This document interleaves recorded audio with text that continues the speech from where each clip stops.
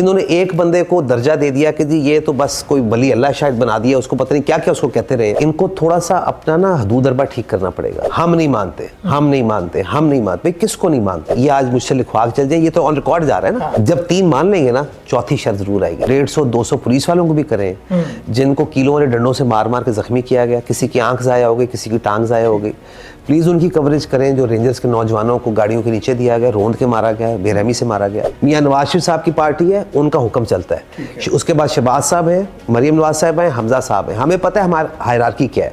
अगर इन चारों में से किसी का कोई ऑर्डर आ गया तो पूरी पार्टी उसको मानेगी। अस्सलाम वालेकुम, आप देख रहे हैं टीवी टुडे और मैं हूं आपका मेज़बान राहिल मुआविया। मिनिस्टर ट्रांसपोर्ट बिलाल अकबर खान साहब हमारे साथ मौजूद हैं। दूसरी दफ़ा मेंबर सूबाई असम्बली नारोवाल से मुंतखब हुए हैं और मरियम नवाज़ की टीम में उस नहज पे काम कर रहे हैं कि जिन पे मरियम नवाज़ इस वक्त इन्हसार कर रही है, बल्कि दुनिया को ये बताती नज़र आ रही हैं कि मेरी टीम काबिल है और मेरी टीम पढ़ी लिखी है और मेरी टीम वो है कि जो मेरी मर्ज़ी और मेरी मंशा के मुताबिक वो काम कर रही है कि मैं फ़ख्र कर सकती हूँ कि पंजाब में ऐसा काम कभी नहीं हुआ। इन दावों में कितनी हकीकत है और मामलात कहाँ चल रहे हैं, ट्रांसपोर्ट के डिपार्टमेंट में पंजाब हुकूमत करने क्या जा रही है, इन सारी बातों को हम आज बिलाल अकबर साहब के साथ दोहराएंगे, करेंगे। लेकिन इससे पहले थोड़ी सी सियासी गुफ्तगू हो जाए। जी, बहुत शुक्रिया आपका, थैंक यू सो मच। नहीं, आपका बहुत शुक्रिया। आपको याद होगा कि 2018 में आपने पहला इलेक्शन जीता और इमरान खान की हुकूमत आ गई। 2020 तक बहुत मुश्किल वक्त था। आप लोगों के अक्सर लोग कायदीन जेलों में गए और पीडीएम की तहरीक चली, गुजरांवाला का जलसा था, नारोवाल से लोगों ने जाना था और जो हाल हुआ, लोगों को पकड़ लिया गया, गिरफ्तार किया गया, ट्रांसपोर्ट जो है ना वो पुलिस की तरफ से कैप्चर कर ली गई, गाड़ियों के पहिए उतारे गए, पंक्चर किए गए और जितने आप लोगों के वर्कर्स थे उनके घरों पे पुलिस ने छापे मार के उनको गिरफ्तार कर लिया। कितना अजीब वक्त था ना वो। देखें जी, ये वक्त सारे ही अच्छे होते हैं, हम तो उस वक्त को बुरा नहीं कहते, आपके इंसान की लर्निंग होती है। देखिए उस टाइम पे जब हम अपोजिशन में थे तो जब ये आपने पीडीएम के जलसे की बात की, वाकई ऐसे हुआ कि जो हमारे डेरों के रास्ते थे बंद कर दिए गए, ट्रैक्टर खड़े करके उनके टायर फाड़ दिए गए, ट्रॉलियों को लोड करके रास्तों में रोका गया कि यहाँ से गाड़ियाँ ना गुजर सकें। जहाँ पे कोई रेलवे क्रॉसिंग आती थी उनको ताले लगा दिए गए कि यहाँ से ये लोग क्रॉस ना कर सकें। उसके बाद हमारी पूरी रात, मेरे ख्याल में हमारे नारोवाल के अगर 5 पीपी के हल्के तो सैकड़ों में हमारे कारकुन गिरफ्तार कर लिए गए। लेकिन हम में से किसी बंदे ने अपने माथे पे शिकन नहीं आने दी, ना हमारे वर्कर ने शिकन आने दी, ना हमारे लीडरों ने शिकन आने दी। ये बहुत बुरी हरकत थी, बहुत बुरी हरकत थी। अच्छा बिलाल साहब, यही बात मैं आज अगर करूँ, यही किसी दूसरी सियासी पार्टी के साथ आपकी हुकूमत में हो रहा हो तो एक सियासी वर्कर जो है वो इसको कैसे डिफेंड कर सकता है? देखिए ये तो अगर देखें, हम लोग तो बड़ी क्लैरिटी से मैं बात करता हूँ, हर सियासी जमात का हक है वो एहतजाज करे, हर सियासी जमात का हक है कि वो अपना जलसा करना चाहती है जलसा करे।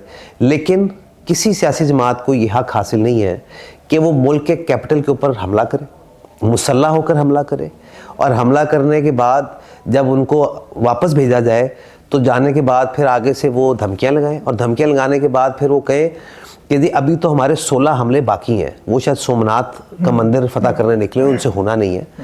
देखें, पुरअमन एहतजाज हर इंसान का हक, हर सियासी जमात का हक है। लेकिन जिस सियासी जमात से हमारी मुखालफत है उनके अंदर कोई पुरअमन चीज़ हमें नज़र नहीं आती है।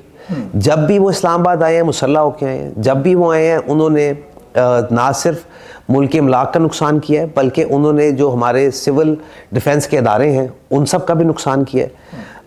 उसके बाद जो झूठ और इंतशार जिसके ऊपर ये लोग चलते हैं, खुदा ना खास्ता जब ये अभी 26 को ये लोग वापस गए, सारी ग्रुप वापस गए, तो इन्होंने सबसे पहले जो पहली खबर निकाली, कहा जी 1700 हमारे साथी शहीद हो गए जी। 1700 के बाद फिर ये आए जी कि जी 700 बंदा है जी, ठीक है। 700 के बाद फिर ये आए जी कि हमारे जी 300 बंदा है। उसके बाद फिर एंड में 12 लोगों की बर्बाद होगी। वो 12 भी नहीं होने चाहिए थे। मैं इस बात पे बड़ा क्लियर हूँ कि अगर कोई कंडेम करते हैं, बिल्कुल मैं कंडेम करता हूँ कि नहीं होना चाहिए था, और वो एक बड़ा ही एक ऐसा अमल है जो कि जिससे बचा जाना चाहिए था। लेकिन मैं ये ज़रूर कहूँगा कि जब खुदा न खास्ता इतना बड़ा एक हजूम हो, इतना बड़ा एक मॉब हो, तो उसके अंदर एक्सीडेंट होने के चांसेस भी होते हैं। लेकिन मैं ये भी बताऊँगा आपके चैनल की तरफ से कि आप लोग प्लीज़ कवरेज उन को 150-200 पुलिस वालों को भी करें, जिनको कीलों वाले डंडों से मार मार के जख्मी किया गया, किसी की आंख ज़ाया हो गई, किसी की टांग ज़ाया हो गई, प्लीज़ उनकी कवरेज करें। जो रेंजर्स के नौजवानों को गाड़ियों के नीचे दिया गया, रोंद के मारा गया, बेरहमी से मारा गया, ये सारे अमल जो हैं ये काबिल जो है ना मुज़म्मत हैं, ये नहीं होने चाहिए। हम एक मुल्क में हैं, हमारा अगर आपस में इख्तलाफ है भी, अगर हमने पीडीएम के जलसे के ऊपर हम गए थे तो हमने किसी पुलिस वाले को मार के हम नहीं गए थे, हमारा एहतजाज का हक था, हम अपने तरीके से गए थे। हमने अगर काफ्टें हटाई तो हमने पुरअमन तरीके से हटाई और हम वहाँ पर अपने लीडरान के पास पहुँचे, लेकिन उसका मतलब ये नहीं था कि रास्ते में जो चीज़ भी है उसको हम रोंद के निकल जाए। तो जो भी सियासी जमात पुरअमन एहतजाज करना चाहे, जलसा करना चाहिए, हमें उनको वेलकम करना चाहिए। मसला सिर्फ ये है कि इस जमात की गारंटी लेने वाला कोई नहीं, इन्होंने एक चालाकी रखी हुई है। इनके जो बंदे नेगोशिएट करने के लिए आते हैं, जब वो नेगोशिएट करके जाते हैं और उसके खिलाफ बात होती है तो फिर अगले पार्टी के कुछ और मेंबरान उठ के खड़े होते हैं और वो कहते हैं हमसे तो बात ही नहीं हुई थी, आपने तो उनसे बात की थी, उनसे पूछे। सुलह वाले और है, लड़ने वाले और है। सुलह वाले और, लड़ने वाले और, सोची समझी स्कीम के मुताबिक और है। हमारी क्लियर एक लीडरशिप है, हमें पता है कि हमने मियां नवाज शरीफ साहब की पार्टी है, उनका हुक्म चलता है, उसके बाद शहबाज साहब हैं, मरीम नवाज साहब हैं, हमजा साहब हैं, हमें पता है हमारा हायरार्की क्या है। अगर इन चारों में से किसी का कोई ऑर्डर आ गया तो पूरी पार्टी उसको मानेगी, लेकिन इनके पास कोई clear second line of leadership बनी ही नहीं, क्योंकि ये शख्सियत परस्त टाइप लोग हैं। इन्होंने एक बंदे को दर्जा दे दिया कि जी ये तो बस कोई वली अल्लाह शायद बना दिया, उसको पता नहीं क्या क्या उसको कहते रहे, तो उसके बाद इनके पास कोई ऐसी लीडरशिप नहीं जो कि चार्ज ले सके। हमारे लीडर जब अंदर थे, मियां साहब अंदर गए, बड़े मियां साहब, शहबाज साहब चले गए, बाकी लीडरशिप अंदर चली गई, फिर भी सेकंड टियर मौजूद थी जो कि पार्टी को लीड करती है, in shape of Ehsan Iqbal साहब, साद रफीक साहब, उस टाइम शाद खान अब्बासी साहब थे, हमारे अयाज सादिक साहब थे, सारे लोग मौजूद थे। सो हमारी डायरेक्शन क्लियर थी और हमें पता था कि हमने करना क्या। ठीक है, अच्छा मुझे ये बताएं कि इस वक्त जितनी नफरत सियासी जमातों के माबैन पैदा हो गई है, खुसूसन पाकिस्तान तहरीक इंसाफ और मुस्लिम लीग नून के दरमियान, ये जो भी है, मुस्लिम तहरीक इंसाफ एक हकीकत तो है ना इस टाइम, उनके पास पॉपुलैरिटी भी है। आप ना कहें, आप कहें कि नहीं जी ज़्यादा नहीं है, लेकिन फिर भी बहरकैफ आप बड़ी पार्टी नहीं मानते तो दूसरी नंबर की पार्टी तो मानना पड़ेगा ना। तो इतने बड़ी जमात को, पाकिस्तान की पहली बड़ी सियासी जमात और आपके बकौल दूसरी बड़ी सियासी जमात को इस तरह से किस तरह फिर दबाया जा सकता है कि वो बिल्कुल माइनस हो जाए? नहीं, माइनस तो बिल्कुल भी नहीं हो सकते, बड़ी क्लैरिटी होनी चाहिए। लेकिन सियासी जमातें ख़त्म नहीं होती हैं। ठीक है, एक टाइम पे पीपल्स पार्टी को भी दबाया गया, वो भी वापस बाउंस बैक किए थे। हमें दबाया गया, हमने बाउंस बैक किया, शायद ये भी बाउंस बैक करेंगे। सबका सियासी जमात ख़त्म नहीं हो सकती। लेकिन सिर्फ मैं दोबारा अर्ज़ यही करूँगा आपसे कि एक इनको थोड़ा सा अपना ना हदूद अरबा ठीक करना पड़ेगा। आप हर टाइम इंतशार की बात नहीं कर सकते, आप हर टाइम मुल्क तोड़ने की बात नहीं कर सकते, आप हर टाइम आग लगाने की बात नहीं कर सकते। 2011 से जब इमरान खान साहब को वो राइज करवाया गया, तब से लेके आज तक मुझे प्लीज दिखा दें कोई एक इंसिडेंट जहाँ पे उन्होंने कहा कि नहीं यार मुल्क इकट्ठा होकर चलते हैं।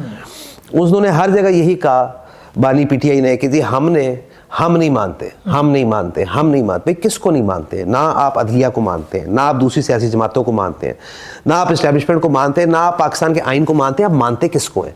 ये नहीं हो सकता है कि एक फ़र्द वाहिद अपनी जमात को इस तरह ऑपरेट करे कि जैसे इस मुल्क में कोई कानून ही नहीं है। हमारा इख्तलाफ यहाँ पर है। आप अपने बताए हुए आइन और कानून के मुताबिक जो भी वो करना चाहेंगे, हम करने को तैयार हैं। अभी जो केसेस चल रहे हैं, जो मामला उनके चल रहे हैं, वो अदालतों में चल रहे हैं। मुज़ाकरात के लिए जब बात होती है, वो मुज़ाकरात के लिए एक सियासी जमात के साथ नहीं बैठना चाहते, वो आज भी एस्टैब्लिशमेंट के साथ बैठना चाहते हैं। वो आपके साथ बैठ तो गए हैं, किधर बैठ गए? शराइत आप उनकी देखें, हर रोज एक नई शर्त लेके आ जाते हैं। ये वो वाली बात होती है कि दूध भी देना, मेंगने भी डालनी है, ये नहीं होती इस तरह। आप जुडिशल कमीशन बना दें 9 मई पर, ठीक है, नहीं बनना चाहिए? अच्छा, मैं इसके ऊपर बिल्कुल कहना चाहूँगा, बिल्कुल 9 मई पे जुडिशल कमीशन बनाए। 2018 के इलेक्शन के ऊपर भी जरूर बनाए। उसके बाद जहाँ से इनको फॉरेन फंडिंग आती रही, उस केस को दोबारा खोलें, उसके ऊपर जुडिशल कमीशन बनाए। उसके बाद जो उन्होंने धरने दिए, उनके ऊपर बनाए।